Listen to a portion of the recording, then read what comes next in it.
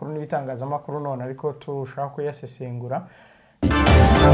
se abantu umuntu atibwiriza no kwishyura ibyo asabwa muri uwo muryango mukuru n'u Burundi nabonye hari amadeni ngo Rwanda rwagiye na Kongo ese Kongo yahise yishyurayo nayo iracyafite ibibazo byo Kongo ariko nta nubwo yiyumva muri East Africa kuva kuwa mbere kugeza kuwa gatanu kuri Primo Media Rwanda mu ivuriro Everlife nahivurije umwijima mpivuriza n'iby'amabanga y'abashakanye bankoraho riraka nabahanga pe nyuma yo kugira ikibazo cy'imisemburo mike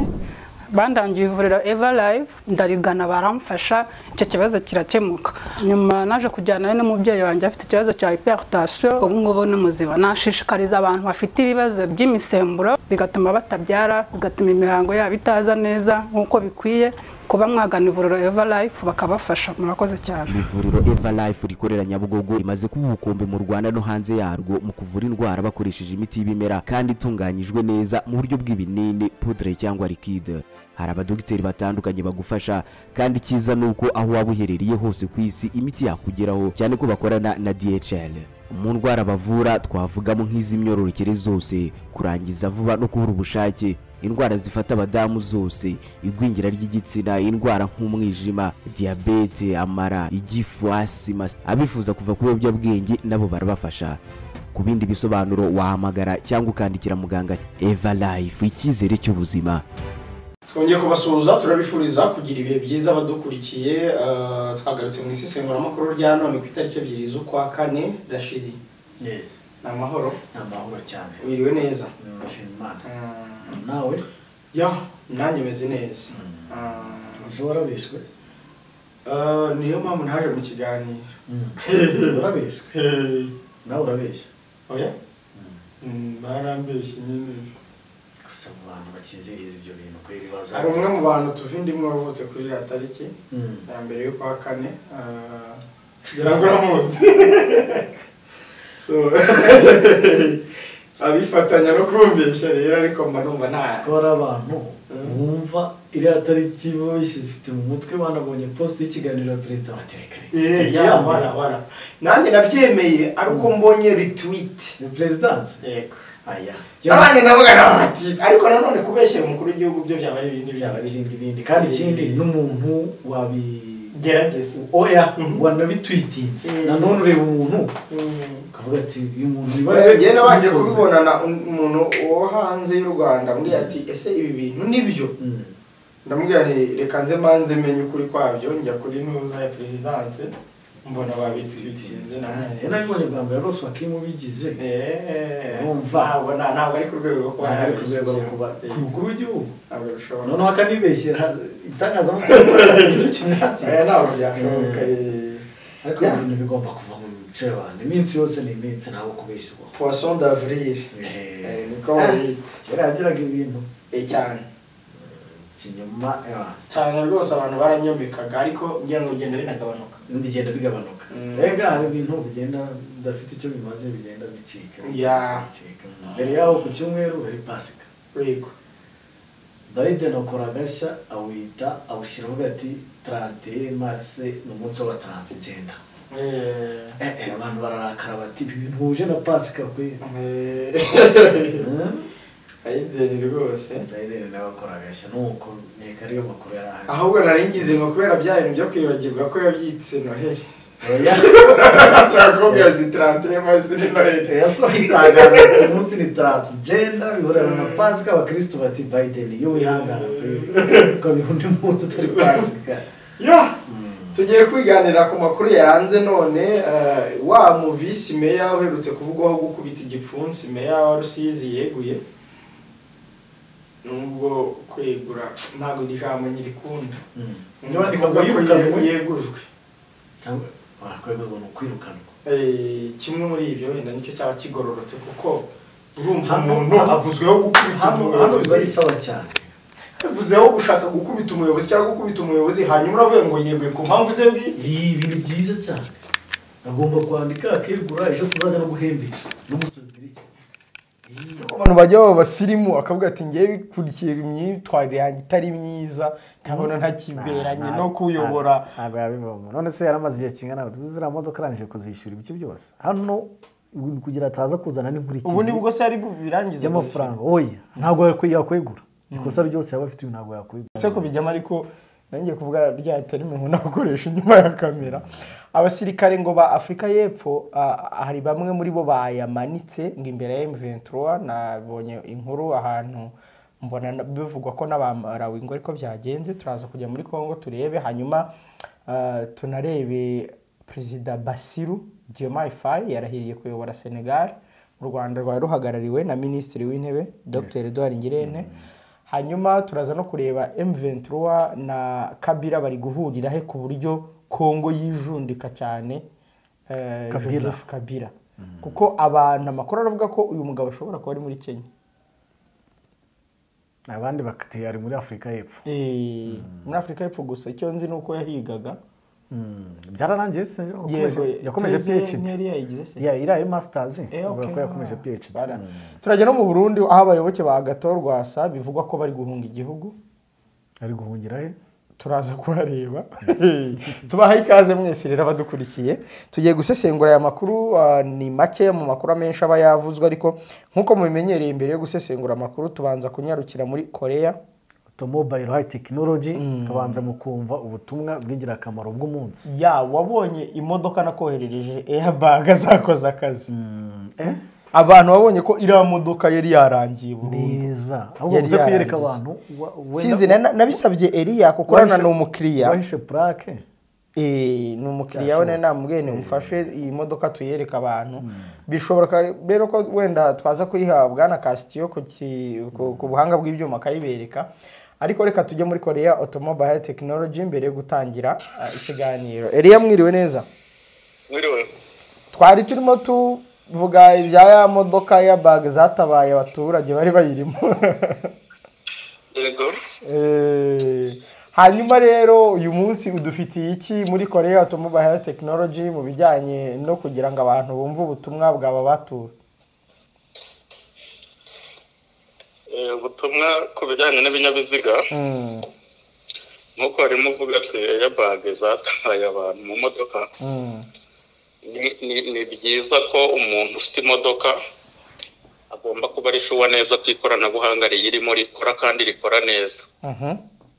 kuko nkuko twabivuzeho ubushize ikoranabuhanga rikoranywe n'ibinyabiziga cyangwa riri mu binyabiziga rigira uruhare cyane mu gufasha umuntu gutunga imodoka ye mu gihe cyari cyo cyose gishoboka ndetse no mu gihe cy'impanuka nkuko zitunguranye ugasanga rirafasha umuntu mu kurokora ubuzima bwe cyangwa se no gutunga imodoka ikarinda isaza itagize ibibazo kuko ikoranabuhanga rifasha mu gutanga sinyari cyangwa mu kwerekana ibimenyetso by'ibibazo imodoka yaba igiye kugira niyo mpamvu umuntu uguze imodoka agomba kubanza akamenya ko ikoranabuhanga ryayigenewe ririmo uko twagiye tuvuga ku makoranabuhanga atandukanye harimo nk'ayafasha mu gihe cy'impanuka gutanga ubutabazi bwihuse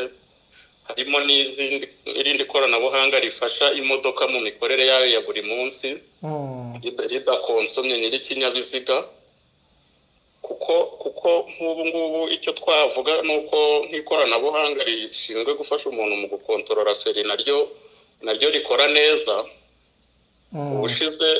ubushize hari imodoka yagize ikibazo ariko biturutse mu gufata feri nabi k'umushoferi ariko atazi ko ikoranabuhanga rya ABS ririmo anti braking system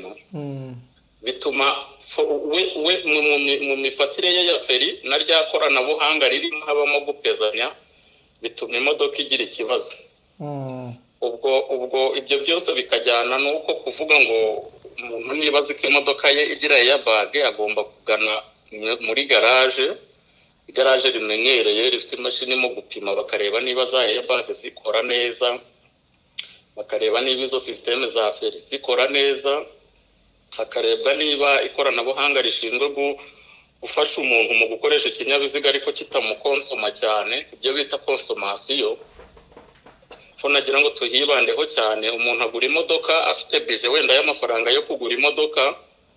ariko ya modoka yaza ugasanga ibaye nk'ikigerageza, ugasanga iranywa amafaranga yakabaye akoresha ibindi, cyangwa rimwe na rimwe nta nayo afite imodoka igashaka kuyiharira.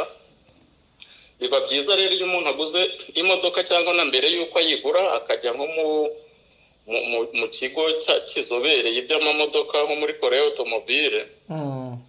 agasuzumisha, akavuga ngo munsuzumire iyi modoka ndayiguze, ariko mu ndebere tekinoloji irimo, amakompiyuta yose ko akora neza, amasisiteme yose ko akora neza, hanyuma munamfashe kumenya uburyo ki ngomba kuyikurikirana. Hari produit zabigenewe nk'uko twabigarutseho, amaproduit agenda afasha muri maintenance,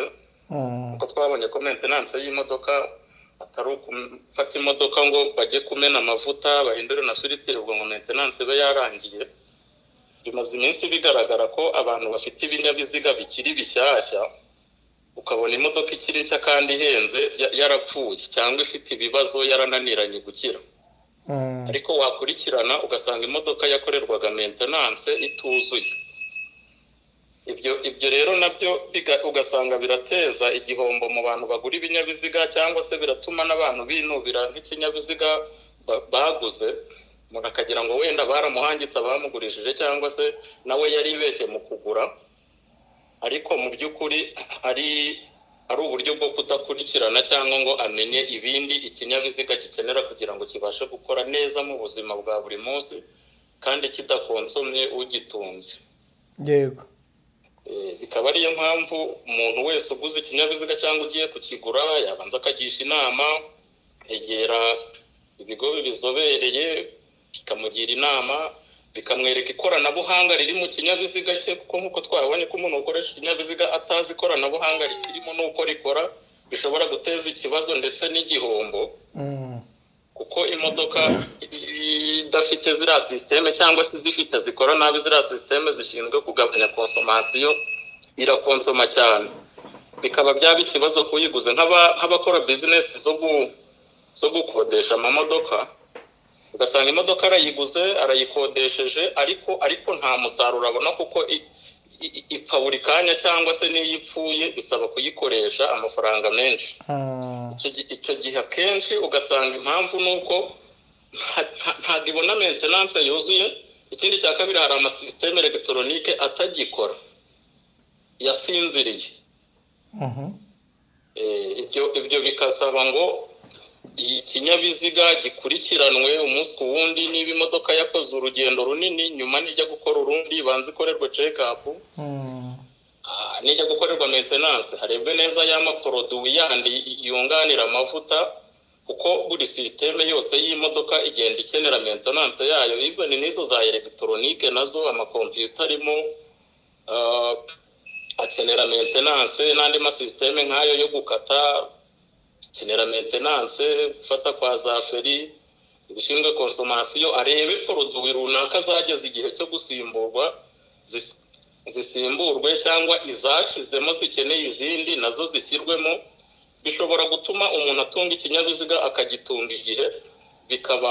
bikaba byiza kuri we no kuri environnement, kuko twabonye ko ikinyabiziga kidakorerwa maintenance neza, nk'uko twebwe inaha ntabwo turagira ibinyabiziga byinshi bikoresha amashanyarazi gusa cyangwa hydrogene, turacyakoresha byinshi bikonsoma za mazutu, za essence. Uko rero kubitwika kugira ngo ibyo binyabiziga bibone ingufu, ibinyabiziga kitakorewe maintenance neza bitwikwa nabi, bigasohora ziriya za CO2, bikangiza ikirere, kandi byahombeje na nyiri ikinyabiziga. Ndetse yewe n'ikinyabiziga kigasaza vuba, kikangirika imburagihe, kikangirika igihe kitageze. Yego. Ntigitanga umusaruro wakitezweho. Icyo gihe ariko utunze ikinyabiziga iyo abashije kubaririza, kuko ikindi kintu nanone cyangiza imodoka cyane z'abantu, ugasanga imodoka ikindi cyarangiritse, abantu batunga imodoka barizera cyane, bizera uwitwa umukanishi cyangwa uwiyisumikanishi wese baramwizera. Ugasanga umuntu afite imodoka azishinga umuntu ariko udafite ubushobozi cyangwa udafite ubumenyi buhagije muri tekinoloji ya cya kinyabiziga. Ya Elia uwo numwihariko tuzagarukaho kuko ngira ngo uretse muri Korea automobile technology biracyari ikibazo kubijyanye n'abakanishi bajyanye naho ibinyabiziga byerekeza mu ikoranabuhanga. Bazobereye bibinzobere bashoboye. Bashoboye bazi imiterere y'ibinyabiziga biteye imbere bifite ikoranabuhanga rigezweho. Tuzabagarukaho nabo tubabwire tuti ni iki cyakubwira umukanishi utazobereye mu bijyanye n'imodoka z'iki gihe. Yego. Kugira ngo umuntu ajye areba nasanga umukanishi witwa Rashidi uburyo mwakiriye n'ibyo ari gukoresha mu gusuzuma imodoka itabona ko atari umuntu ugezweho. Kuko niho narinjye gupointaho gato kugira ngo wenda ducumbike. Iyo umuntu yaguze imodoka ye akizera umukanishi utabisobanukiwe, niho ikinyabiziga cye usanga kibona maintenance mbi cyangwa kitabona maintenance yuzuye, bikazaba nyirabayazana wo kujya cyangirika bya hato na hato. Nyiri imodoka bakagira ngo ni imodoka mbi yaguze cyangwa ni imodoka idakomeye cyangwa ni imodoka ishaje, ariko ari uko imodoka uburyo ikurikiranwa uburyo inete yinengwamo bituzuye. Yego. Eri urakoze cyane, reka turangire abadukurikiye. Murakoze namwe. Nabyumvise ushobora kurambagiza umukanishi ukajya ugira ngo umukanishi mubi niwe kibazo. Ukajya ugira ngo ahubwo imodoka niyo kibazo kandi ni kibazo nibyo ngira ngo asorejeho. Muri Korea automobile technology nko tubusanzwe tubibabwira bakorera igikondo, nigize mbona message y'umuntu uvuga ngo ntabwo bitaba.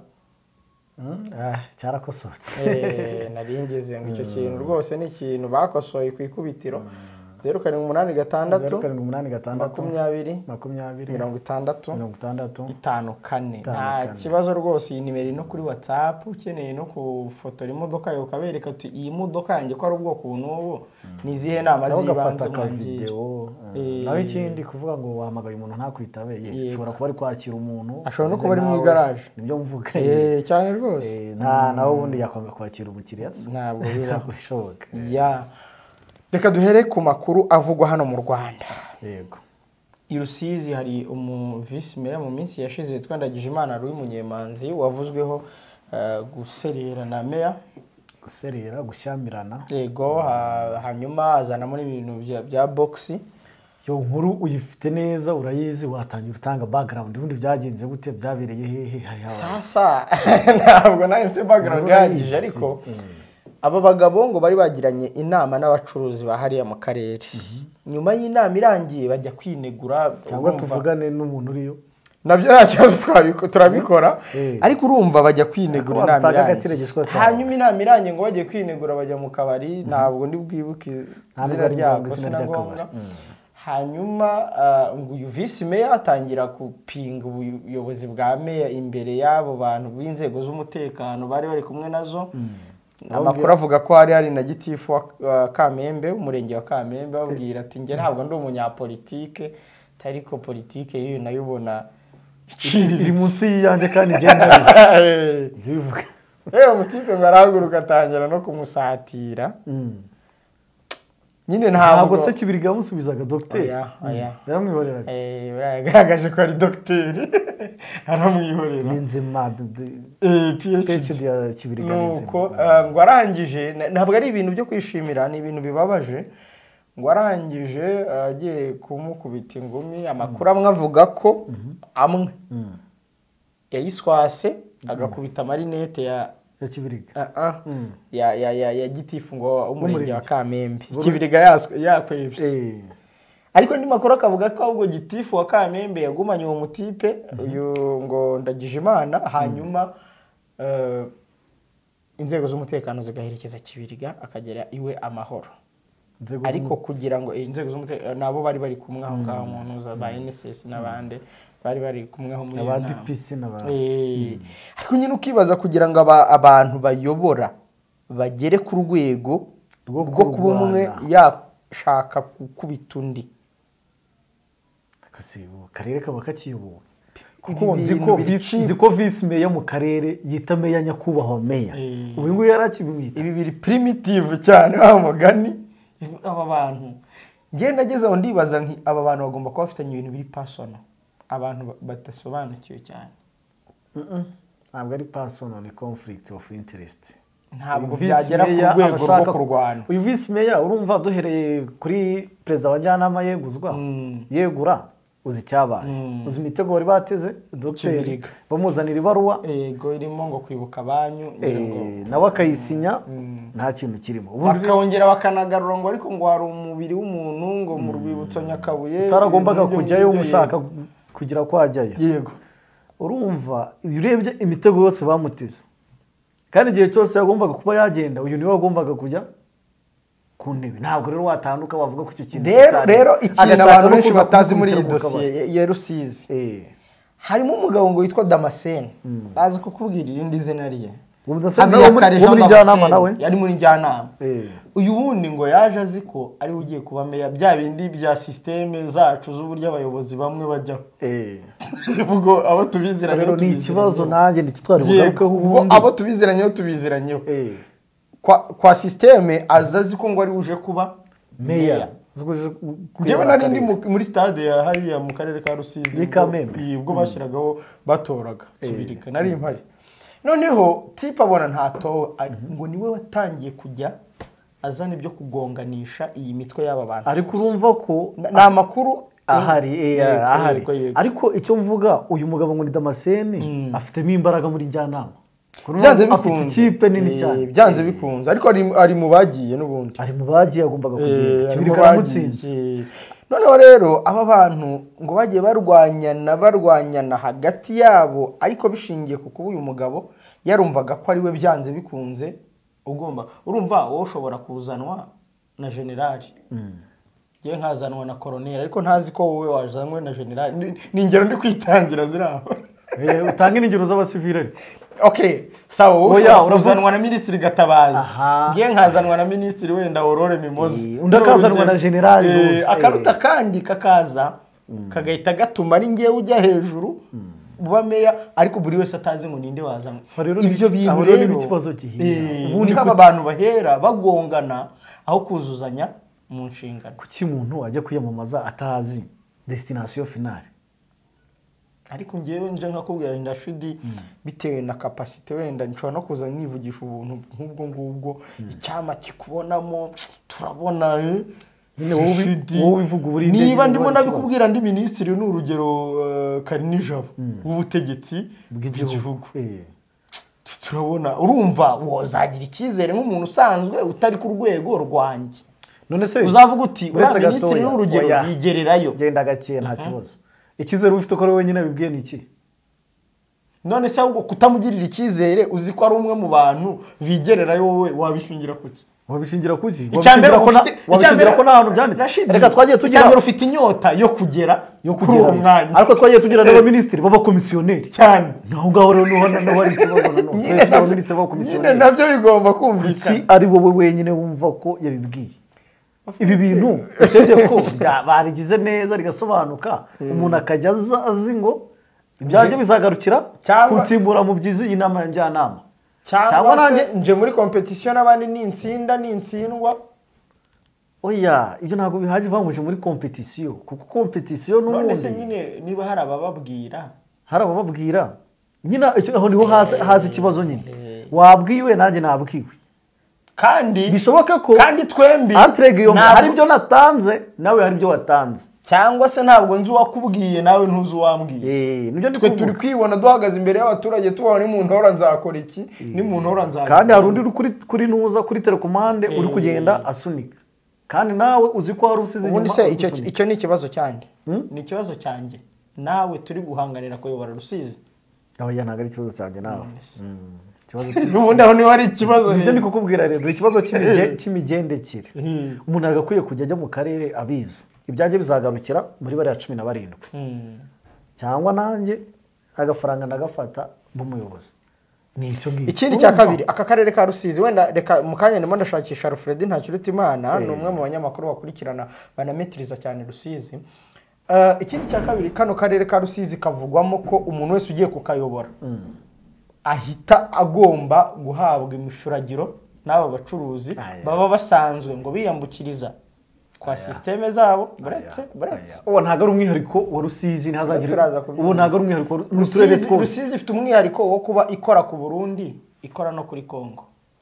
ntabwo ari uturere twose ko Muhanga nta hantu na hamwe ikora naho barakwakira nta kibazo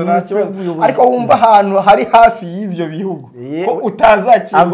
niyo mpamvu ibi bintu ntuzigera byumva muri utwo turere tundi envelope zishobora kuba zitangana nese nk'ingororero izo envelope wari wumva zarikoroje wari wumva zarikoroje naho zibikoroje kuri abangaba ariko mva nkubwire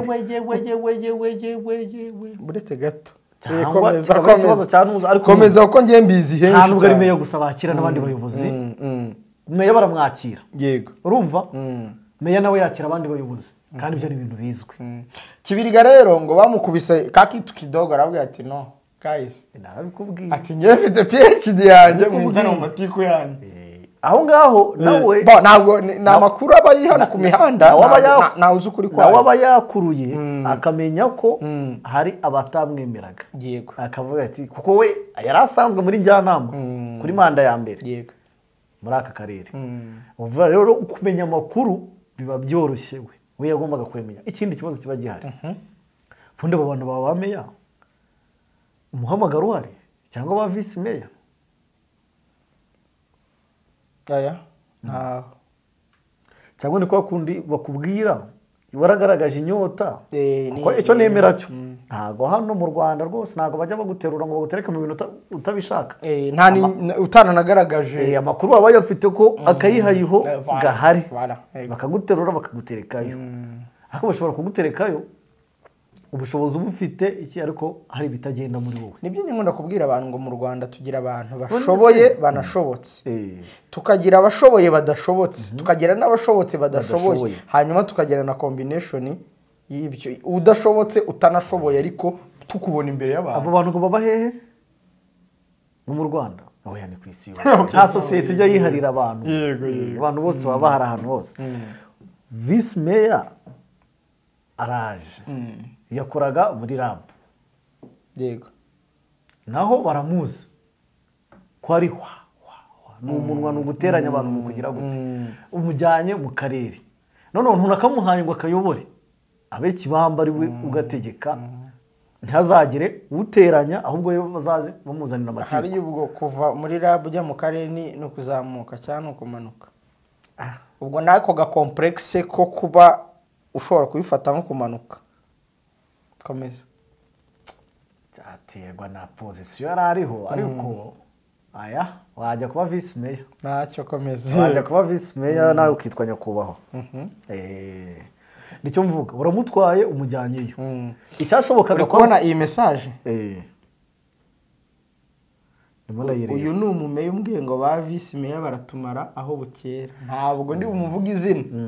ariko ngira ngo urimo mubona ariko umumeya sawa komeza uwo mumeya komeza yaba afite ikibazo nawe niba atangiye kugirira ubwoba ntuzi komeza uyu nguyu uwo vice mayor guhaye message afite ubwoba vice mayor uwo mumeya yega uwo mumeya afite ubwoba vice mayor nta meya twaba dufite ntabwo uzi ahubwo aho muri Gatsibo harya ni Ruboneza none we yari gitifu w'akagari ntabwo ubizi iyo story ntabwo uyizi oya urayizi meya nk'uyu nguyu ufite experience ariko urayizi iyo ntuzi yitubwira ntabwo uyizi iyo story yimbwira numve niba nyiza muri Gatsibo reka dukomeze gitifu w'akagari meya yatumizaga inama gitifu w'akagari kuko ngo yari umuntu wa hafi wa minisitiri wari ubutegetsi bw'igihugu icyo gihe gitifu nawe akavuga ati iyi nama ntimuyigemo hagira uyijya mu gitifu w'akagari my friend ibyo rero nibyo nkunda kukubwira minisitiri agira na feri z'akazi na gitifu w'akagari gute none uri kuvuga nyine none uri kuvuga ngo uyu kuba afitiye ubwoba ariko ubwo nguyu imyaka amaze ikindi kintu nigeze numva afite buretse ikindi kintu nigeze numva yabitaye akirukaza ikindi kintu nigeze numva no kuba ngo hari igihe usanga umwe ari meya w'ishyaka riri ku butegetsi w'ishyaka ritari ku butegetsi wenda PSD twajya tubabona ntabona abenshi ntabwo bigeze no bakaguha vice meya wa FPR aho ngaho ntacyo urumva ninde mu by'ukuri ubuyobora perezida wa njyanama wa FPR ukibaza ngo ninde ubuyobora ibi bintu by'imiyoborere y'inzego z'ibanze kandi imiyoborere ihera hasi biragenda bisenya byinshi kuko nk'intara y'Iburengerazuba niba ubizi neza Rashid fata akarere ka Rutsiro uribuka ibyakabaye baragiye fata Karongi byabaye ubundi usigaye ni Kibiriga niwe wari usigaye na Nyamasheke urabyibuka ba Nyamasheke yaragiye wa mudamu niwe wabaheruke ukibaza iyi ntara y'Iburengerazuba ibintu biyirimo ntabwo ibi bintu muri iyi manda ishize twiye tubyumva mu majyepfo ntitwabyumvishe mu burasirazuba ntabwo twabyumvishe mu majyaruguru uretse ko mu majyaruguru habaye ariko ukibuka ko nanone kuri iyi manda byavuzwe ko uwari minisitiri ubakuriye ngo nawe yazanyemo abantu be benshi yego hari nacyo kibazo cyabaye muri iriya ntara ariko icya Rusizi aho bitandukaniye Rusizi nta bintu by'ubucuruzi bwa kontara turi kumvamo keretse niba batari byavugwa bizavugwa nyuma ariko muri turiya tundi turere ho twagiye twumvamo micanga amabuye iki ukumva ko icyo bazize shobora kuba ari imisoro kujyana kuwo wakushyizeho cyangwa inani yawe ni ibintu byo ubundi abagabo bapfa amafaranga n'abagore icyo cy'umuntu yakizize byarangiye ariko Rusizi ho ikiri kuza noneho kugira ngo n'umuntu agushyiraho ariko kubwira nti hagomba kuba ntago mbizi pe agushyiraho dosiye agushyiraho dosiye ishobora kuba ifitanye ibyaha bifitanye isano na jenoside hagomba kuba harimo ibintu biri personal muri aba bantu ntabwo biri bugarukire kuri ibyo ngibyo wowe uri murambwira icyo cyo kuvuga ngo abantu bapfuye iki bapfuye niki hano bano bantu bafitanye ibintu biri personal ko ntago wambwire ko umuntu ufite ubwenge buzima w'umuyobozi imbere y'inzego z'umutekano mwicaranye gutinyuka gushaka gukubita umuyobozi mugenzi wawe ariko ushobora kunyobora no kwemera kandi yari yabanje no kubivuga ari commentaire nabonye umuntu uzinguye ndagije Imana uvuga ngo niba bari bageze naho banyweye akantu atuye twariganye ndamuzi yo yanyweye akantu bigenda gutya nyine jewe kare nashatse kuvuga ngo Kibiriga nawe ashobora kuba afite imbaraga kuko ikipe yamurwanyaga yari nini already batanu muri bo bamaze kugenda ariko ashobora kuba nawe afite cyangwa ashyigikiwe ariko naje gusanga atari uko nk'uko twabivuga ahubwo twavuga ko system ibashyiraho yakoresheje ukuri nge niko nabivuga ntawamenya tugiye kuvuga ngo ukuri kuzagaragarira mu myitwarire ya Kibiriga n'abasigaranye nabo buretse perezida w'Injyanama na vice perezida abo ni abantu muri Njyanama baba ari influential bashobora kuba banafitemo abantu babo banafite n'umuntu muri nyobozi vice mayor ndi kukubwira niba rero bagiye aba ntabwo tuzi ngo abandi basige kuko reba nawe mu bantu 17 mwari muri kumwe batanu already baragiye impamvu ngubwira ngo system usigaye urinde usigaranye impamvu ngubwira ngo usigaranye ba Kibiriga ikimufashije ni system nawe iyo biza kuba ari guhagara umuntu wari uhagarariwe n'ingwe yari uyu vice mayor washatse gukubitira Kibiriga mu ruhame agakubita n'ingumi gahusha ntihagire umuntu umufata ngo ajye kumubaza iyo myitwarire mibi agasubira mu kazi akagenda byajya mu itangazamakuru akaba aribwo bashaka kongera kubishoza ruvuga ngo uwari ufite umuntu ahubwo umuhagarikiye ukomeye n'uyu vice mayor uyu vice mayor niwe wari ufite ingwe ingwe nyine iri muri system ingwe siri hehe nyine niwe wari ufite ingwe iri muri system nyine ingwe ishobora kuba iri muri system ariko system ubwayo itari kumwe nawe aribyo twavugaga nyine umwera kubwa tuzaba meya nundi akubwira ngo uzaba meya ariko bikarangira meya agomba kuba umwe yego ntabwo mwembi muzabana ntabwo wambwira ngo umuntu yarwaniye ahantu hari NSS hari ba DPC hari bande ribu hari iki korwana bagaherekeza victim ngo ataha nuza gakomeza kwinywera warwaye nese ngo basigaye baganira ikibo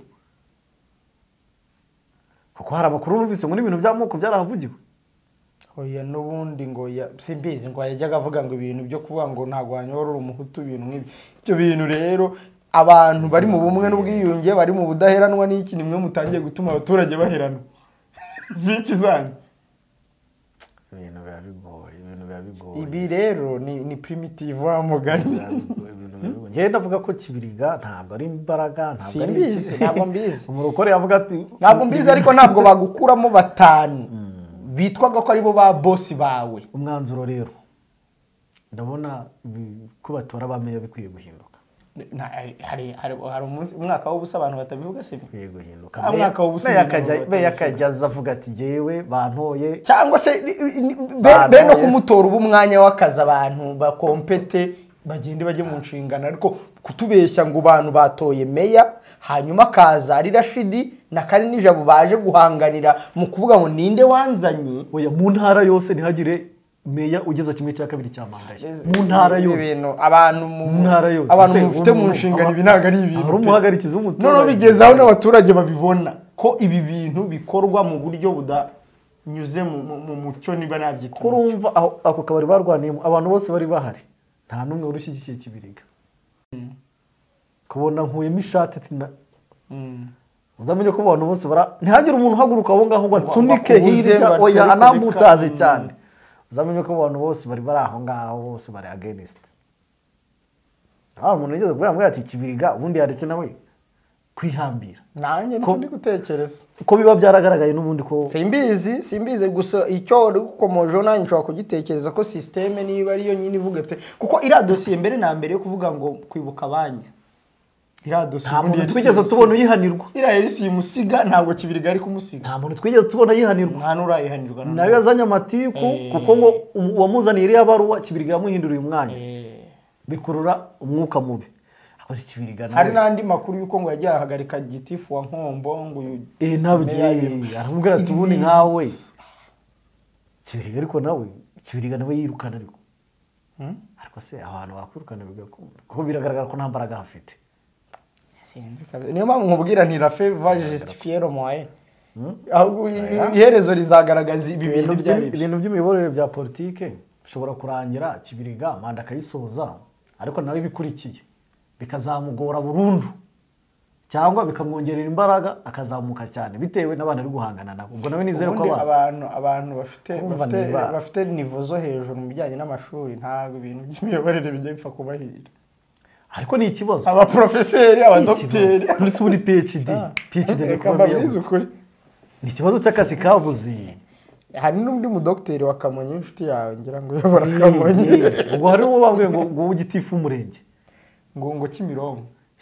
mado PhD ugiye kubitirwa mu kabari ku muntu utakwemera uri kukwita ibintu by'ibiki n'ibiki uri kugarura sinzi bagiye kwikorera ubushakashatsi abantu babibone ko abantu bashyira mu myanya abantu babibone ko ibi bintu birimo birambika abantu busa ibi biri kwambika abantu busa kuko ndibuka na Karongi byari bigiye kuhaba mu minsi yashize kandi none ugasanga gavana nawe nta bubasha bafiteho ni ukujya inama komakoma ariko nta tegeko rw'intara nta mbaraga ntazi kuko we birumvikana umwe avuga ko ngiye natowe n'abaturage babagize gute bihinduke niba ari ikizamini bagende bakompete urushunde abyinjiremo abe umuyobozi ariko Frank yageze gutanga igitekerezo kuvuga mu gitondo ngo Rashidi avuye ikigaraje kwiyamamariza nyamara turamutoye hari meya bigeze kumbwira Rubavu bamukuye ku ishuri aza kuba meya abantu bamumenya tubyihorera niyo cyo kuvaho ababwira ati ntibikunda timwankuye ku ntoryi munzanye ku nyama nisi ndasubira birakunda ati reba amadeni mfite reba iki kubera standard y'ubuzima mwari mutangiye kumushyira kandi hari ubwo nari menyereye bwa ariko nyine mfite icyizere ko hari igihe abantu bazabona ko ubuzima bwa Frank yigeze kuvuga kiriya wari wagarutse uri meya uturutse mu ishyaka rindi undi ni vice meya FPR ubwo turi kuyivuga ko ari iri ku butegetsi yego kuko hari igihe kuvuga ati bibe clear niba ujya kwiyamamaza kuyobora akarere ujyane n'ishyaka ryawe kuko hari nk'uturere bizwi ko ari utwa PSD Ngoma na Kamonyi Kamonyi no muri PSD arabageze kujyaho biranga neza Maburu udahemuka kuri inshuro ntabwo ari PSD ariko ubundi bikunze kuba bizwi ko Ngoma na Ntuzi imwe ari PL indi ka PSD ariko abavisi meya baba bahari kuko ari na visi meya nzi bigeze kuba Musanze wa PL baba ariko urumva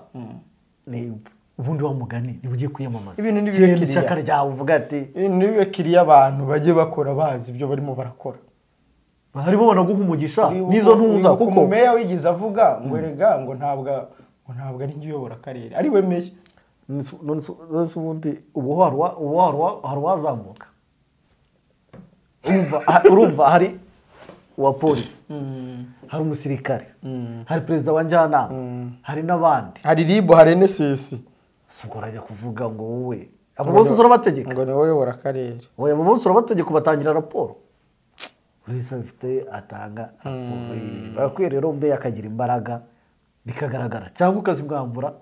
bikagaragara. Joseph sinzi ikiganiro yigize akora ko muryango arabwo harya ngo baguha imbaraga ntibaguhe ntago nibuka terime ebyiri yakoresheje ngo guha imbaraga ariko ntiguhe ntago yaziguha zose.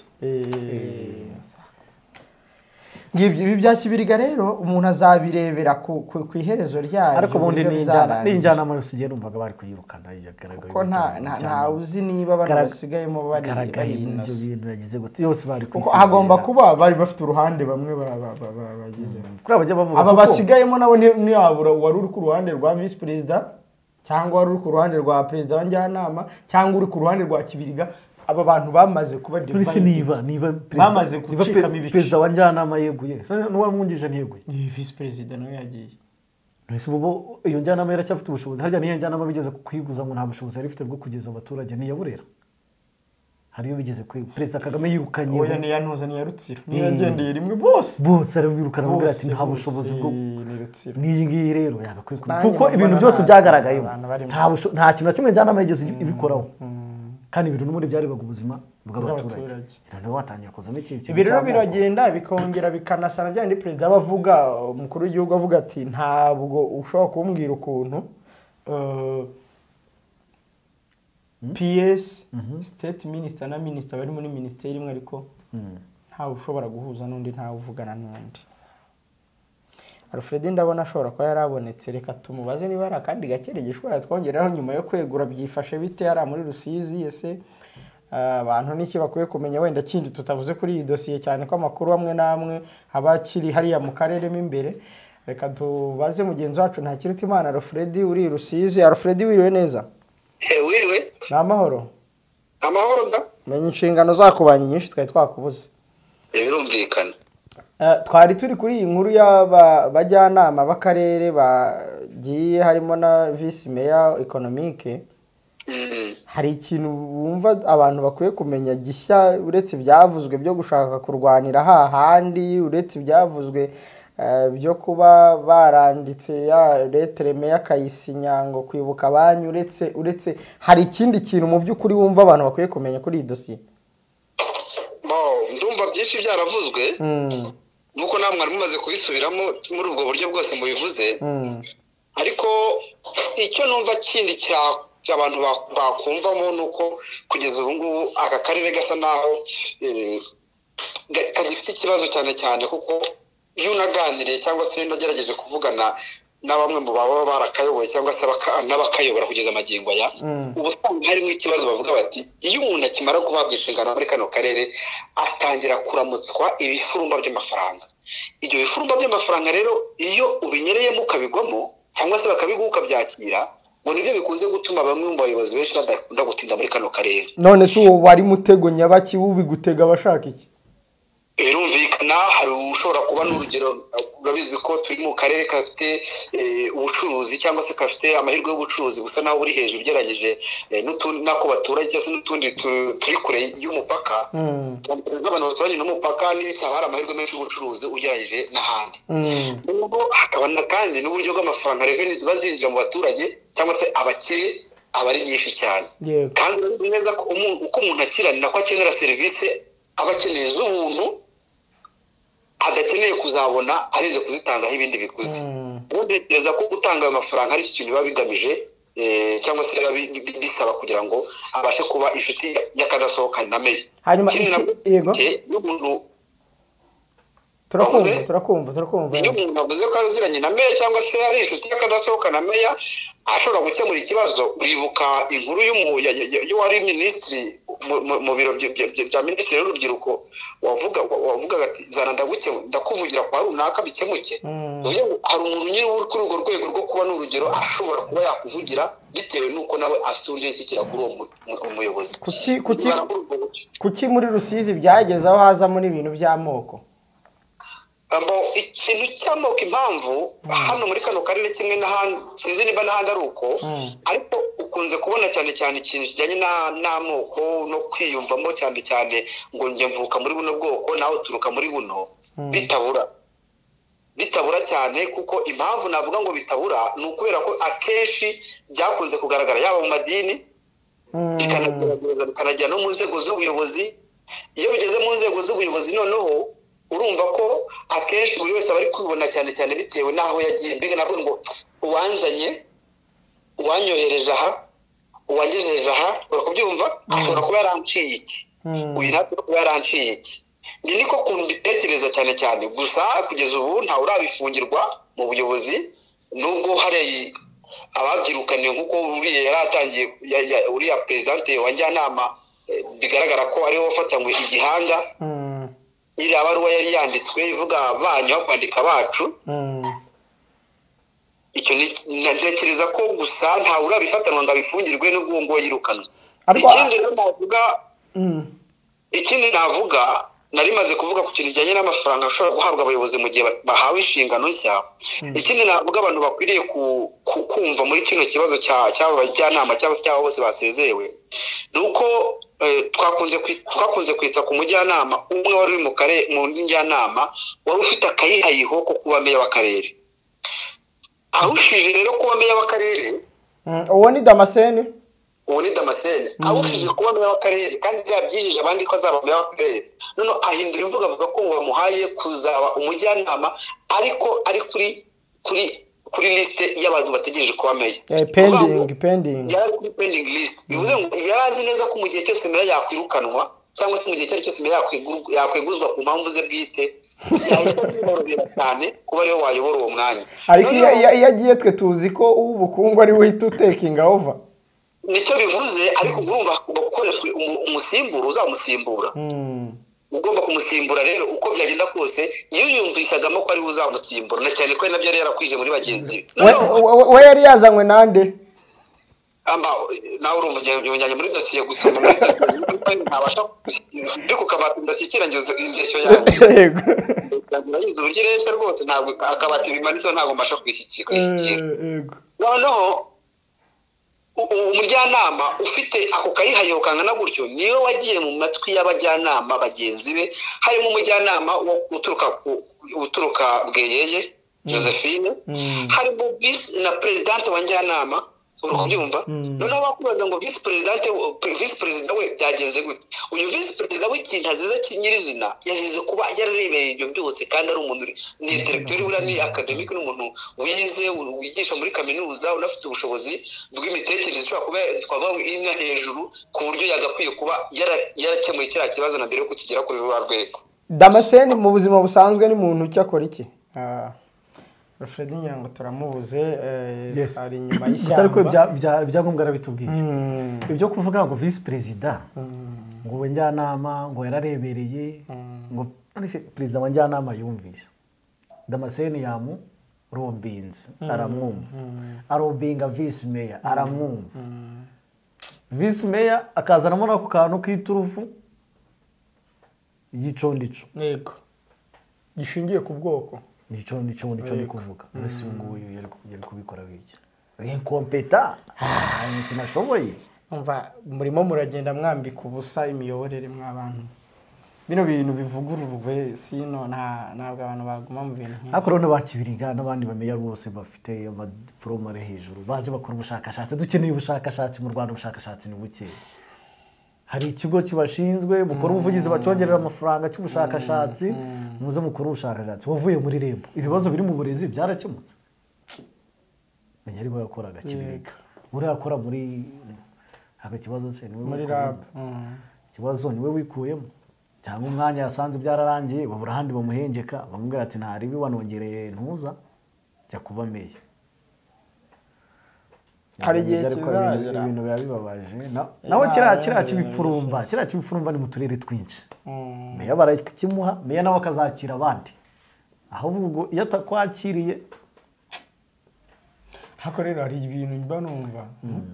rero uyu Damascene bino bintu biba binababaje kwanza binasekeje nakabigasekwa nk'akezi bibabaje kumva abantu b'abagabo bari mu bintu nk'ibingibi abantu b'abagabo barwanira mu kabari yemba numva mu kabari mu kabari baba bakiyobora baba bacyumva umuturage baba cyangwa umuntu hari umumeye umwe tugize tuganira nagiye kuri office yari nka 3 za mu gitondo nsanga yicaye mu birari kurira ayamutera ingiye umugabo ndambwira vipi arambwira ati akase ko Perezida Kagame yageze ati nirirwa nsimbuka iby'iwanjye nagerana no ku kazi nkaza ngasimbuka ibyo ku kazi ati ubu nabuze ayo ncira nayo Perezida Kagame yageze kubabwira ati ntawe ubiguhatiriye niba wabonye utabishoboye wagiye kuki utagenda urajya gutora amarira computer n'amabendera ari mu bigo namase uraza kwakira abaturage ryari ngiye nibyo ni mu mwibariza nari mfite mikoro ndamwe nta kibazo wowe riri byurira ntacyo bintwaye ariko uraza kwakira abaturage ryari mu maherezo siyo ibyo bintu nese ibyo bintu niba ubizi kuma yajya mu biro akafunga akarira umushyiraho ntabizi kuki abantu bikurura mu bintu sinzi kabisa ibintu biraciriritse mureke ukaza uyu Damascene agahora kuri wa map none se Damascene ntabwo azi gahunda uko ziba zimeze ubundi hano niba utabayimenya kuri iyi nshuro kugira umwe ku yindi nshuro bigoye amahirwe abari make cyane nanjye ari umuvandimwe nzi wagiye yazi ko agiye kuba meya biranga no kuturu ya kabiri meya yeguye nabwo biranga kuko haba ndi matora kandi nabwo wundi wazanye wundi nabwo ashobora kuzana undi icyatumye utamuba n'umundi cyatumye utamuba baba vice meya nibo babaje kujya ariko ikibazo nitwe tuba tubashinja ibyaha abashinja byaha n'ababigenza babona nta cyaha kirimo uhora ntacyo niba umuntu ashobora kwitwaza icondo akagarura ibintu nk'ibyo ngibyo abantu duheraho gushaka gukubita umuntu mu kabari nk'umuyobozi kumva ariko byose nyine byahereye ku kumubona muri iyo turufu y'ibyari byo kuvuga ngo ku munsi wa mbere barahira aramubwira ati wowe ntabwo wantege kuri iki n'iki ubimenye kandi ibyo bintu abantu bakabana nabyo muri ofisi umuntu ufite PhD wa mugani wawe akabana nabyo akabazi ko umuntu nawe wasanga mu gitondo abyuka karira reka twigendere reka tureke iyi dosiye cyangwa umuturage akajya kumubwira ikibazo ati siko ntagishobora reka tureke iyi dosiye nta kibasha ati dogiteri bakabyuka mu gitondo barimba tuzarwubaka ngaho tuzarwubake turebe akajya gusohoza amatorero y'abana abantu bakuru babwira ati ibintu bimeze n'amahoro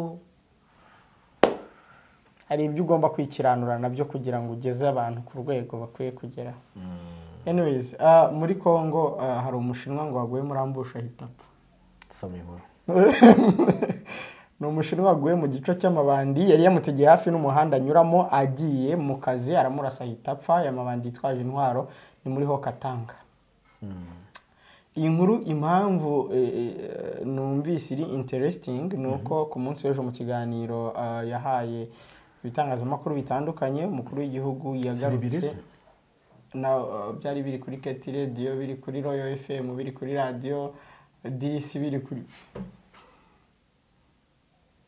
ariko basanga abandi barateze intuza mureko nta kibazo yiwe ariko ubundi byari bibiri hanyuma yagarutse ku kintu cy'ikibazo cyo muri Kongo avuga ko abashinwa ngo n'abandi bakeneye ubutunzi bwa Kongo barimo barabisibanira ariko ikibazo bakabifata bakabigereka ku Rwanda ubwo rero niba n'abashinwa ubwabo batangiye kuhasiga ubuzima ariko si umushinwa uyu nguyu ni simple histoire nkunda kubikubwira twabonye ambasaderi ubutaliyani Antonio aharasirwa birangira gutyo ibaze kandi aba bagabo niba ari ikintu biyitaho cyane ni ikintu cyitwa ubutabera ko batamushakiye ubutabera Antonio kuko bari bazi ibyarimo ambasaderi upfiriye mu kindi gihugu ibaze ubundi politikuma ni ereri itanabaho ambasaderi mu gihugu bari ntakorwaho abari perezida icyaha yahakorera cyose urabubwira ati amasaha yawe naya terura ibyabugende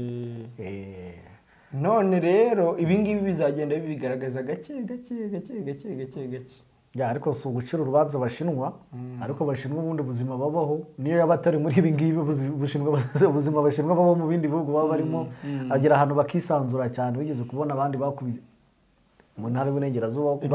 bakamubamba bakagira gute bajya mu rukiko ibintu bikaba bimeze ukuntu rero ushobora gusanga ari n'ubutabera bwo kwihorera ari iki ari ibintu byinshi biba byabaye gusa nkunda kubwira ko ntawe ukwiriye gupfa nubwo yaba ari umunyabyaha gute ntawe ukwiriye kwicwa muri Kongo ariko ngo uyu mugabo Joseph Kabila yarahunze Joseph Kabila yahunze iki yahunze nde kubera iki bitatu bine dushyiraho n'ibindi bishobora kuba 10 yahungiye yahunganye nande aho yahungiye biracyari ikibazo bivugwa ko ari muri Kenya aya yego mu kanya bavugeza na Afrika y'Epfo Afrika y'Epfo nibura kuko urabona ko Kongo yijunditse Kenya Kongo yijunditse Kenya ariko Kongo kwijundika Kenya no kuvuga ngo Alliance Fleuve Congo ishingwa niho yashingiwe niho yatangarijwe Rutundura ati ntako byari bikwiye kubaho igihugu duriye mu muryango umwe wa East Africa Rutundura uri umunyepolitiki ubu wakwishimira ko abanyepolitiki bose mutavuga rumwe Kongo ibafunga oya cyangwa ibihugu byose ku isi bibaha kato ntabwo bibaho kuba Kongo yakwakira impunzi ya politiki ya Kongo Kenya yakwakira impunzi ya politiki ya Kongo ngiye mva kiba ari ikintu cyiza niba amategeko rero ya Kenya atabuza impunzi zaho kuhakorera politiki numva nta kibazo Kenya yagize nubwo nigeze kuvuga ko ibi ngibi biba hari ibibazo Ruto yari afitanye n'ubutegetsi bwa Tshisekedi ahanini biva kuri Kenyatta yasimbuye yego ariko ahangaha yes umuntu uvugira ubutegetsi agakwiye n'ubundi ntago wabyishimira kuba rero atabyishimira iki cyaba kimwe cyuko banagarura Kabila imyitwarire ya Kabila muri iyi minsi ku butegetsi bwa Tshisekedi ntabwo wakwicara gusa ngo yireberere wabaye perezida w'igihugu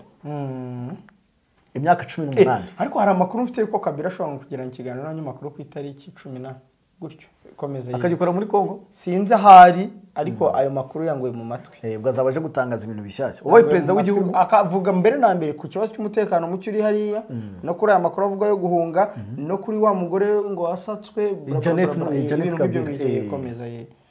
ibyo bizaba byiza cyane ariko nabwo nibyo ngiye kugarukaho wabaye perezida w'igihugu imyaka 18 yego ukivuyeho utanze ahubwo naso yabaye perezida komeza yego naso utanze ubutegetsi mu mahoro n'ubwa mbere bibayeho muri Kongo ubutegetsi urabufashe urabutanze uraje wambitse umuntu ikamba arakubwira ati mu mategeko yemera ko wabaye senateri ubuzima bwawe bwose ishyaka ryawe rirahari n'abayoboke rirakomeza gukora nta kibazo igihugu kigize ibibazo inyeshyamba ziragiteye wabaye perezida uri senateri ufite ishyaka uracecetse ntiwamaganye cyangwa ntushyigikiye uracecetse imyaka 3 irashize igihugu gitewe ntawe uzi aho uhagaze yego kuri Tshisekedi ibyo bintu bitekereza gute si ikibazo ni ikibazo cyane ni ikibazo cyane rwose abashobora kuvuga ngo afite uburenganzira bwo guceceka nibwo nta kibazo reka dukomeze tumuhe icyo cyumba cyo guceceka abayoboke bawe b'ishyaka bari mu inshuti zawe zakadasohoka batangiye kujya kwihuza za nyeshyamba zateye nabwo ukomeje guceceka nabwo se uracyafite uburenganzira bwawe bwo guceceka ariko umuvugizi w'ishyaka PPRD aravuga umuvugizi w'ishyaka yavuze ryari iminsi yashize yarasubije igihe yavugaga umuntu bari bagiye muri rahuri nyine igihe yavugaga nibwo n'amakuru yuko ihunga rya Kabila rihari nayo nibwo yasohotse izo coincidence zirashoboka nta kibazo zirashoboka bagiye gusaka mushiki wa Janet Kabila umushiki wa Kabila Janet Kabila nta kintu bakeka cyaba Kabila we nta kintu yikeka ariko nigeze numva ngo n'urugo rwe bararusatse urugo rwe aho atuye bahacishije n'umuhanda mu buryo bwo kumwiyenzaho arakomeza araceceka ahantu hanini cyane nubwo nasomaga raporo zigeze kumukorwaho kuko ni raporo z'uburyo mbere yuko ava ku butegetsi hari nka $300,000 yakuye mu gihugu z'amadolari mu buryo nabwo aza guceceka ushobora kwibaza ngo ubundi Kabila we nayo 23 bari babanye bate bari bafitanye hari ikibazo bari bafitanye cyangwa kuzi ko 23 yavutse ku butegetsi bwa Kabila na za CNDP zose urabyibuka ni wagiye agirana n'amasezerano nawe ntayashyire mu bikorwa ntagire gute ariko rero mu gushakisha mu kwibuka mu gutekereza neza naje kwibuka ko mu mwaka wa 2018 17 uribuka ko manda ya Kabila yagombaga kurangira yego 2018 agategura amatora ntiyayategura aravuga ngo tuyageze inyuma agenda yiyongeza mu kugenda yiyongeza urabyibuka ko abanyikongomani babyanze na Kiliziya Katolika irabyamagana itishyiraho amatora nawe ati ni perezida niba ushoboye kuyategura wowe musenyeri cyangwa karidinari yategura ngiye nayo nteguye imyigaragambyo myinshi icinsasa Human Rights Watch icyo gihe yasohoye raporo ivuga ko Kabila yagiranye amasezerano n'abantu bo muri M23 bari barahungiye i Bugande baza kumufasha kurwanya abo bakoraga imyigaragambyo. Human Rights Watch ivuga ko yavuganye n'abantu 121 barimo barwanya ba 23 barimo n'abategetsi ku ruhande rwa politike ba 23 bayemerera icyo kintu. Icyasigara rero kuri wowe dukurikiye nawe kare nijabo no kumenya iyo raporo ya Human Rights Watch urayemera ntuyemera?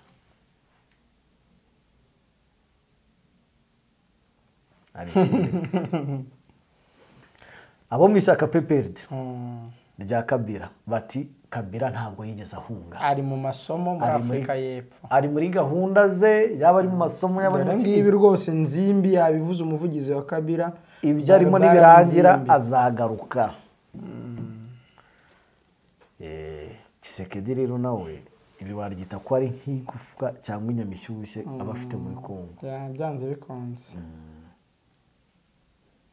Ariko nabonye ngo n'uyu nguyu bamutega iminsi uyu rutundura bati wabona ejo tumusanze muri AFC nawe. Abanyekongo bamwe ariko bati nawe uri kuvuga kuko ukicayeho. Bati ejo dushobora kugusanga muri AFC ntabwo urutabakoneye nanga. Ibyo ubunye politike ariko ngiye nkunda kubikubwira. Avuga bitewe n'uruhande arimo muri icyo gihe. Ngiye nkunda kubikubwira ariko M23 twagakwiye kuyitandukanya na AFC. Ngiye niko bifata. M23 ifite kirwanira gitandukanye n'icya AFC. AFC ivuga ko ushaka gufata Kongo yose. M23 iti twecyo dushaka uburenganzira bw'abavuga ikinyarwanda. Abantu bose bagaruka gufata goma gufata he ntabwo ari gufata twe ntabwo bitureba. Hanyuma reka tukikomeza hano muri Kongo hari abasirikare benshi ngo Afrika y'Epfo bamanitse amaboko imbere ya M23. Hako nabonye ibingibi bari lezonde. Nta ruhande n'umwe rubyemeza. Ubushize mvugana na barinda. Yarembwiye ko hari abasirikare b'Afrika y'Epfo bafite. Kandi mu buryo bw'ibanga hashobora ko hari ibiganiro ngo biri kuba hagati y'ubutegetsi bwa Afrika y'Epfo na M23. Hanyuma hari undi muntu wahise ambwira muri groupe atahubwo nabo muri Malawi bafashwe. Ibi rero ibyo nakubwiye. Ibi byaba ari byiza cyane. Niba South Africa iganira na 23 ubwo ruvuga ngo na Kongo nayo amahirwe yaba hari ko yaganira. N'ubu ntago ntekereza ko abantu bashobora kurwana gutya bataganira. Ntabwo bishoboka. Ntiwibuka ko no mu rugamba rwo kubohora u Rwanda hari abajyaga baganira n'abandi. N'ubu ngubu General Kabarebe retired ajya bivuga ati twarahamagaranaga twabwete ariko sha murashaka ibiki. Impande zombi byanze bikunze ziba ziganira ahubwo uburyo buri officiel no confidentializa ibyo bavuganaho. Ko ntabwo bambwira uburyo Peter Chirimwami uriya wa guverineri hariya hazashobora kuba bavugana n'abagabo ba Bisimu. Ariko iyo uvuga nk'ibyo ngibyo wari uvuze ku Rwanda abavuganaga bari bande bavuganaga iki? Niba urakurikiye hari ibintu byigeze kubaho bashyiraho impande zombi abanyepolitike n'abasirikare zihuriyeho bo kugenda bagenzura babyitaga ngo iki? Abasirikare ba FPR bahura n'abantuzi. Aho ngaho niho communication bavuga ko yatangiriye mu buryo bweruye. Abantu baraza kutwunganira ntabwo nibuka neza ni. Numva nanjye ko kantu nkibuka. Ahandi bakamenyanira abahuriye mu masezerano yarusha bahuriye he ariko ntabwo ari kumbwira ngo kandi abandi nkunda kubikubwira abavuganaga nabo abo FPR yahamagaraga babaga ari abantu izi neza ko atari extremiste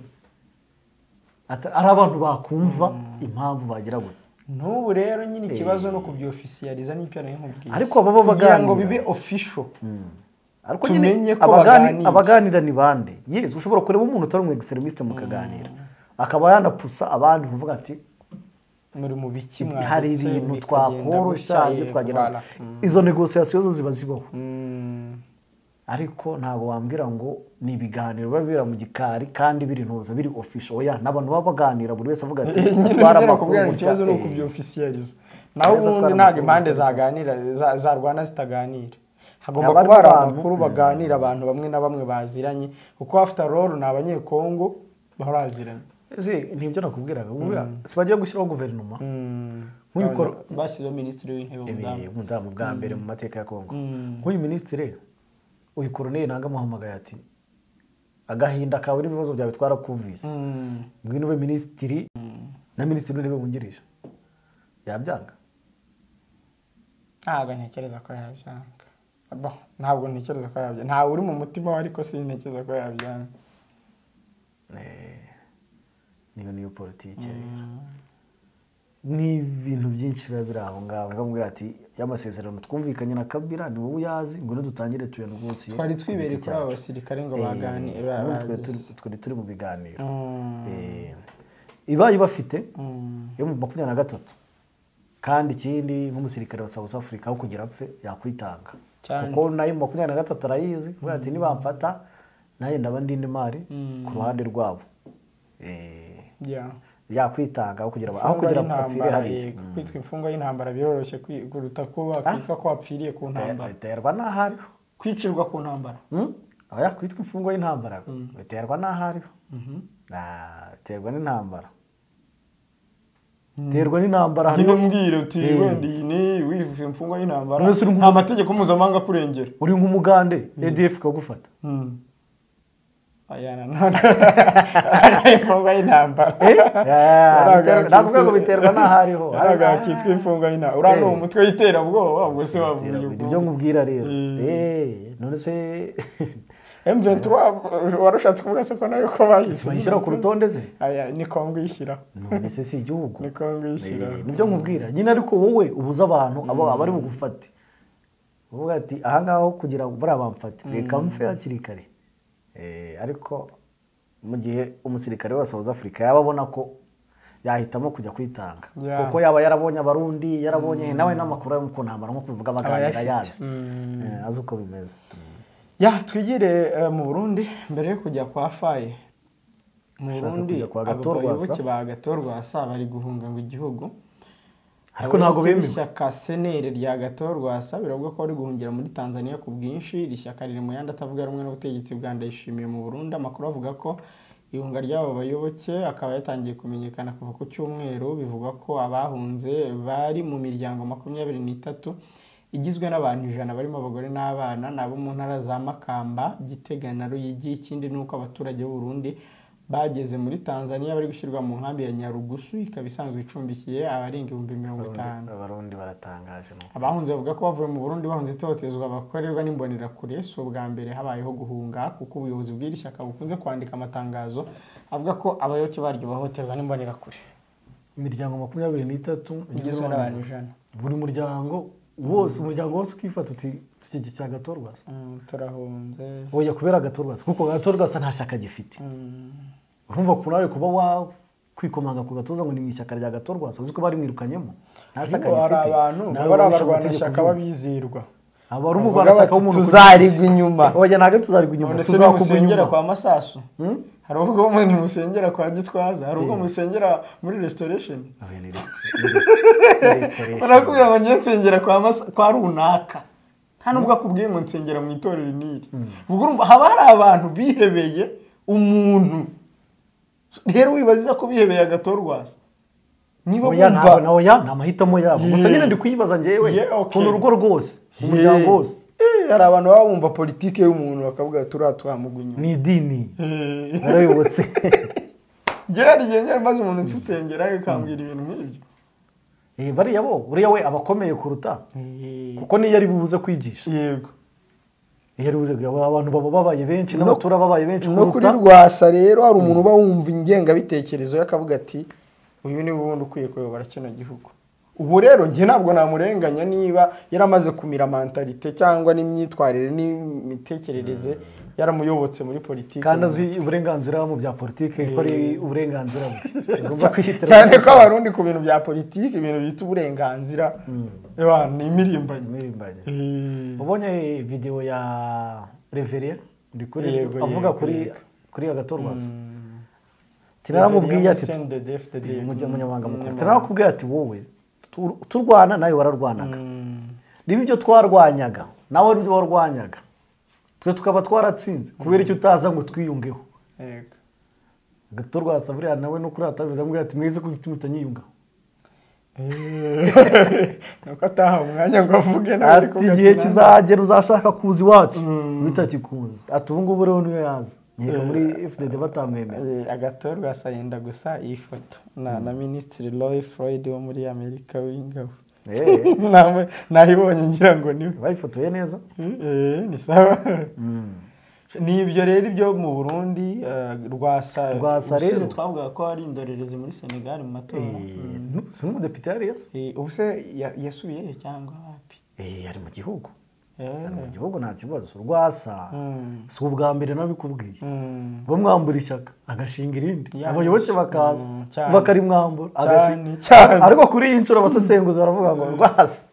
ati kuri CNDD-FDD y'imikino nagongera kuri uretse ko n'imyaka ibigenda isiga umuntu ari gihe urwanya ukarwanya ukabona biranze ikibazo kiba kimwe urwana nk'ubu ngubu nk'amaraso yamenetse kubera Rwasa abari menshi cyane abantu bamurwanira tuzamugwa inyuma kandi koko bakanahagwa bakahagwa hari n'uwo baba barengana ntagendeye mu kigare atazi ibyo ari byo nicyo kibi cyabo urumva abantu 100 umuntu ibereye mu nteko harimo n'abana batazi ngo barazira iki bari guhunga kubera iki Burundi nta ntambara irimo intambara ntago bari y'amasasu gusa barahunga bahunga iki ibyo guhunga bari byinshi amasasu niyo mbi amasasu niyo mbi iyo ukene wa mugabo iyo ukene wajya no gushaka iyo bweze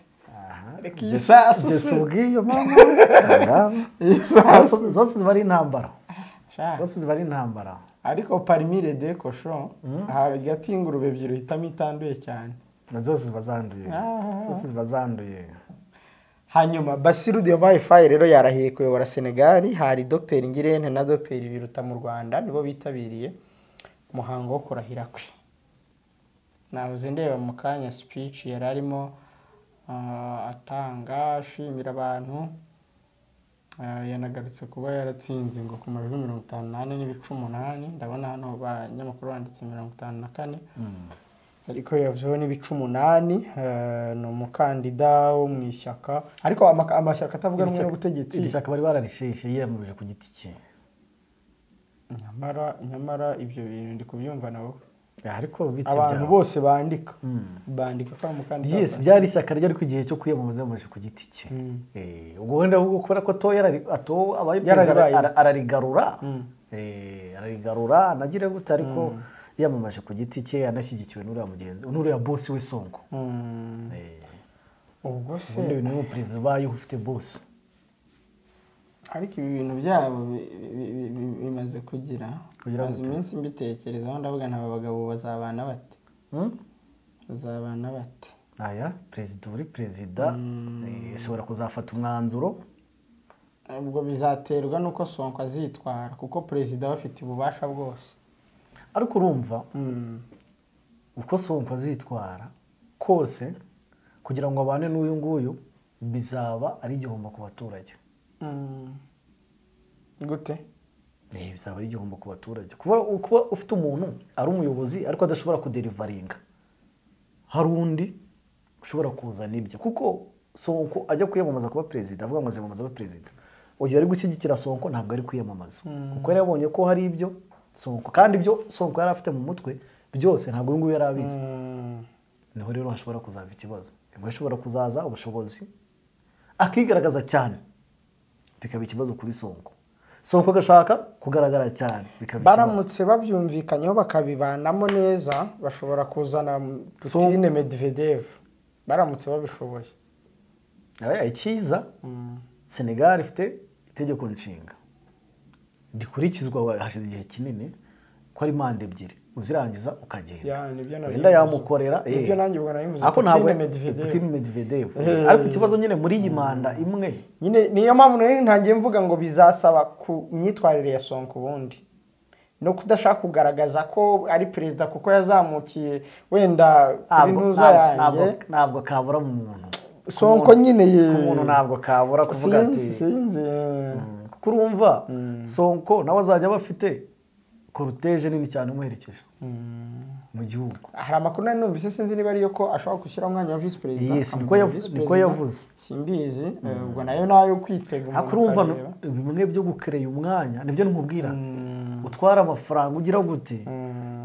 kugira ngo uzane umwanya ku muntu atari umwanya wari ukenewe umuntu ku giti cye nibyo bihomba. Yes. Ahubwo Sonko buriya je nkunda kubivuga muri politiki. Icyambere si umwanya. Kuko Sonko ubu ngubu ibyo yarwaniye abigezeho. Yego. Yagakwiye kujya kwitungira inka mu cyaro akandika ibitabo akagira gute uyu nguyu akamwihora akamuha amahoro. Sonko imiziro yazamuvaho no akagaruka akongera gukora ibikorwa bye. Yes. Kuko no kuzagira uyu nguyu ayobora cabinet n'ama minisitiri mo Sonko nkeka azajya mubaza ati ibyo mvuze si byo boss. Nabamenya nawe ubunararibonye bwe muri politiki. Oya nk'uyu nyuma y'imyaka 2 ashobora kuba amaze kwiyubakira systeme ye nawe ku buryo na Sonko nyine tayivugiramo yuri president ufite ububasha my friend. Harya ni imyaka 7 bari cyafite 5 barongeye barigarura bari ni 5. Yes Sonko nawe uyu faye ashobora Basiru ashobora nawe kubaje. Yego. Riye none umuntu wagiye uruhande rwa Sonko akamugira ukuboko ashobora kuba nawe afite izindi kariteze ahubwo zinamurenze ahubwo yarabuze aho agaragarira kuko narakubwiye muri politiki uyu nguyu nta CV yari afite nta mwirondoro munini yari afite nk'uwa Sonko ariko akaza bafite ibitekerezo birenze n'ubwenge ahubwo agakora ibintu Sonko akikanga icyo kiba gishoboka ariko buriya ibintu bya betting kuvuga ngo reka tutegereze ngo ashobora kubikora ntabwo tujya tubiha amahirwe cyane. Njyewe ndizera ko kubera ko mbabona bakiri batoya bashobora kuzakorana neza. Simbizi ikindi kuba bombi nta musirikare urimo actually iyo nk'umwe aza kuba ari umusirikare washoboraga kugira ubwoba. Oya ku basirikare ntabwo byakunda. Ku basirikare nta musirikare wakwishingikiriza undi. Kuba nta musirikare urimo wenda umusirikare yakugira igikoresho. Kundi ruhande umuntu ashobora kuba yabiha amahirwe. Simbizi ngiye mbiha amahirwe cyane. Reka turebe rero. Ariko amubanza mu kurere ya miziro mu mwanya yamugira mu president w'inteko ishinga amategeko. Ngiye burani wano numva namuha. Bati hariya nawe ku mategeko n'ibintu by'abaturage wahoze urwanira agenda ariko ikiza Sonko agakwiye gutanga umwanya akagenda akituriza akamuha amafaranga akagenda akirira akareka uyu nguyu agakora ibintu. Nanjye ntekereza ko ikiza ari ukumubisa agakora uko akora mu buryo bwe wenda nawe yazagaruka akazaza cyangwa se gukorana ko biragize gukorana birazasaba kwigengesera kwande kwa president arigengesera kurinde ko afite ubutegetsi. Arigengesera kurinde ubu bagwaye ubutegetsi wanyigengesera ngo nuko twicarana abantu nago bateye kimwe ari umuntu hora azirikana amadeni afite mugenzi we. Ariko ko yazirikana ibikuyeho icyubahiro n'ububasha ufite mu none umuntu akaba wa muntu none wibagirwa vuba ashobora kumubwira ati stop ariko kizanye mu Sonko yamureka. Nanjye n'icyo natekereza kurenza ibindi cyangwa nawe akavuga ati genda opposition kuva mvutse nawe ndakopoza ndagushyiraho igitutu wibaza impamvu. Yes. Ubu ntitwasoreza ahangaha havuzwe amakuru menshi atandukanye none ariko twahisemo kugaruka kuri aya ngaya ariko muri nabonye bongeye kurwana uyu munsi muri Masisi. Ako barwanye mu gitondo hari barwanye mu gitondo nta yandi makuru aravayo. Agiye ngo gutangizwa na operation yiswe Panthère Noire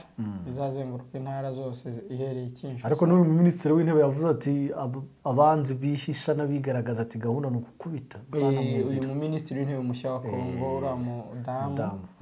ngira ngo ni umuntu wabaye muri politike ya Kongo. N'uwo mwishaka rye bari undi Tina Salama yari yaciye amarenga ko ashobora kuzana umugore yandika ya opinion nakubwiye avuga ati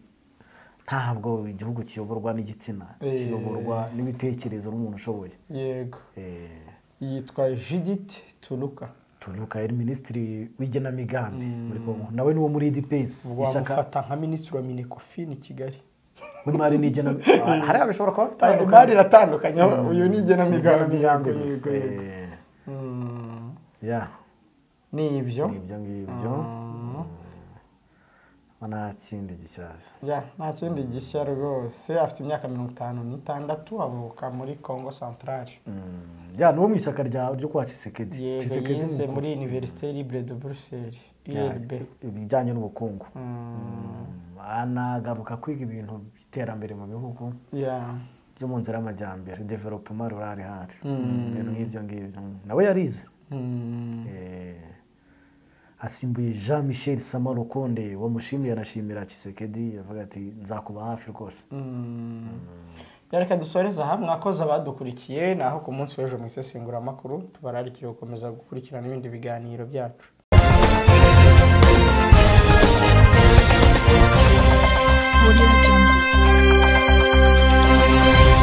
mu binyamakuru n'ibitangazamakuru none ariko tushaka kuyasesengura se abantu umuntu atibwiriza no kwishyura ibyo asabwa muri uwo muryango mukuru n'u Burundi nabonye hari amadeni ngo u Rwanda rwagiye na Kongo ese Kongo yahise yishyurayo nayo iracyafite ibibazo byo Kongo ariko nta nubwo yiyumva muri East Africa kuva kuwa mbere kugeza kuwa gatanu kuri Primo Media Rwanda.